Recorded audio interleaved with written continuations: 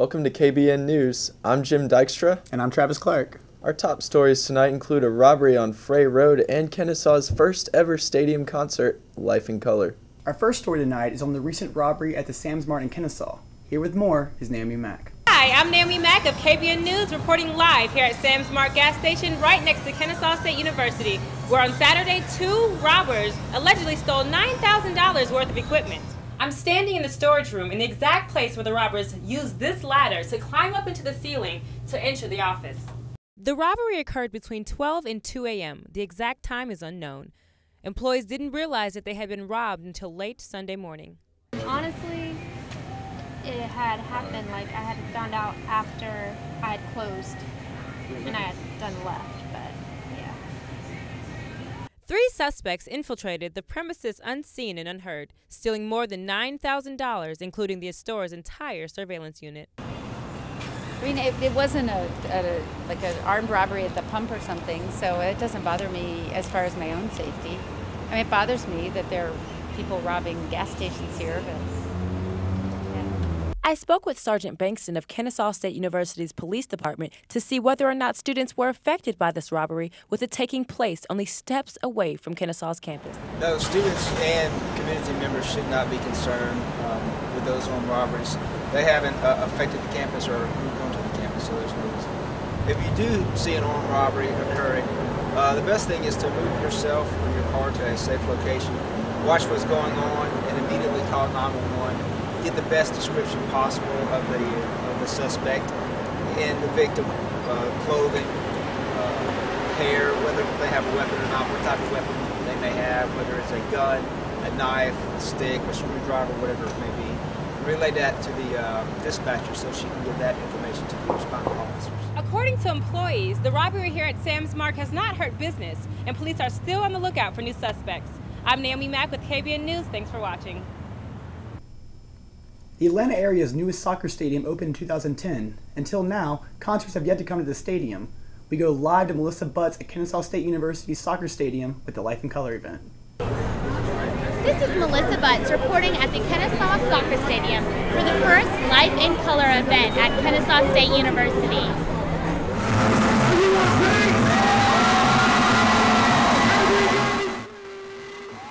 Night Owl Productions only had 3 weeks to work on the event since Marty Elliott introduced the idea to the student workers on August 13th after the first soccer game this fall. So all of the student workers that were there, she was, what do you think? Do you think that we should do it? Do you think it would go over well with the students? And we loved it. We were like, yes, we think this would be awesome. The student workers for Night Owl Productions were excited about bringing the first event, Life in Color, to Kennesaw State University. For the most part, we're really excited to be able to do this, knowing that it's been mostly student run and that it's been students that decided that we thought it would be a good idea, and then students got to put together the crews, and then students are getting to do setups and breakdowns and work with all the different people that are going to be involved, and we're just really excited to show what we can do as a student production company. In preparation for Life in Color, Night Owl production crews place layers of plastic and carpet down on the field. Hosting a soccer game on the Sunday following the event, student workers are responsible for cleanup Friday night with pressure washers and other cleaning supplies. They start Thursday morning at 8 o'clock and they'll go to 12 o'clock at night, hopefully to get it all down. And then they'll also be responsible to remove it after the concert, and that'll probably take till about 6 o'clock in the morning. Life in Color, formerly known as Dayglow, was purchased by SFX Productions for $2 billion. SFX Productions bought Dayglow with the intention of having more tours around the country and more fun at all of their events.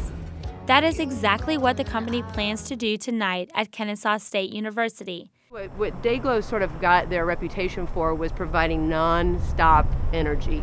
It's a 5-hour show. It's 5 hours. So there's no, you usually go to a concert and it's kind of like you're waiting for it to start. No.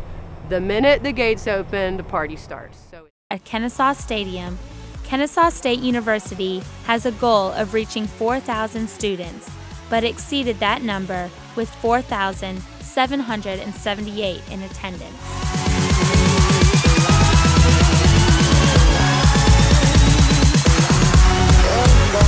Alive. first time coming to an event at KSU Stadium. I gotta say it's top notch. It's great. Butts. Reporting live from Kennesaw, this is Melissa Butts with KBN News, and now I'm seeing life in color. Thank you, Melissa. We'll be right back with your local sports after a short break. Atlanta Responsibility Coalition is a collaborative of animal welfare organizations providing advocacy, education, rescue, and positive public relations for bully breed canines in Metro Atlanta. Most people think that bully breeds, such as American Pit Bull Terriers, American Bulldogs, Bull Mastiffs, breeds like that, are born dangerous or aggressive, and they are not. That is just not the case. Members of Atlanta Responsibility Coalition raised thousands of dollars this past year to help educate the public, as well as to spay and neuter over 700 bully breeds. We also helped rescue over 200 out of the local shelters and off the streets. We're very excited about the progress that we've made. Funds raised go to spay and neuter programs, educational materials, and helping other organizations rescue bully breeds from local shelters. If you or your organization wants to donate, contact 678-612-4313. Welcome back to KBN News. I'm here with Melissa Butts, back from the Life in Color event. So, is Kennesaw going to be hosting any new events anytime soon? Yes, definitely. Kennesaw plans on hosting at least one event per year because of the large turnout at the Life in Color event. Well, awesome. It sounds like something the students can look forward to. So now with your sports is Travis. In sports tonight, Kennesaw State University has a new D1 lacrosse team. With football on everyone's minds at the university, other sports programs are rising to new heights. Here with more is Michael Foster. This is Michael Foster reporting from the Owl's Nest at Kennesaw State University, where this morning the Kennesaw State women's lacrosse team concluded one of its first practices of the season. KSU, which added lacrosse at the beginning of this year, is set to play in February.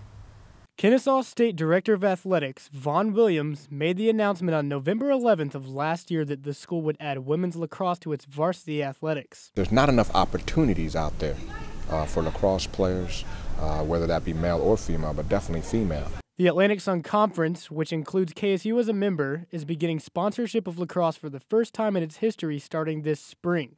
Atlantic Sun was starting a women's lacrosse conference, and it seemed like the natural fit for us to make sure, because we didn't have men's soccer and we had said and committed to adding a sport, that women's lacrosse would be that sport.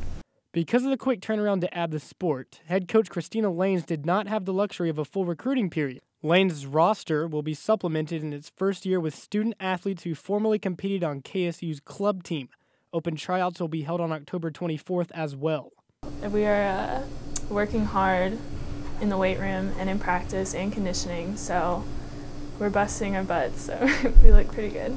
KSU Athletics has made many strides in the past few years as a rapidly growing department. It's a big commitment. Coming out at the beginning, I didn't know what I was getting myself into, but it's definitely a commitment that comes with tons and tons of rewards. The lacrosse team will play at KSU Stadium, which opened in 2010. KSU Stadium is a 9,000-seat, state-of-the-art facility that has already hosted NCAA lacrosse events as well as KSU's soccer team, the Atlanta Beat, and the NCAA Women's Soccer National Championships last winter. The continued expansion of Owls Athletics is expected to hit a significant checkpoint by 2014, when the school hopes to kick off football for the first time since the Department of Athletics began in 1981. The lacrosse team is set to play its first game here at KSU Stadium on February 8th. Admission is free for students, and Vaughn Williams expects a big turnout for the event. Reporting from KSU Stadium, I'm Michael Foster, KBN News. Thank you, Michael. As we leave you tonight, expect your low to be in the 40s with a 75% humidity and a chance of rain on your way to work tomorrow. For KBN News, I'm Jim Dykstra. And I'm Travis Clark. Thanks for watching.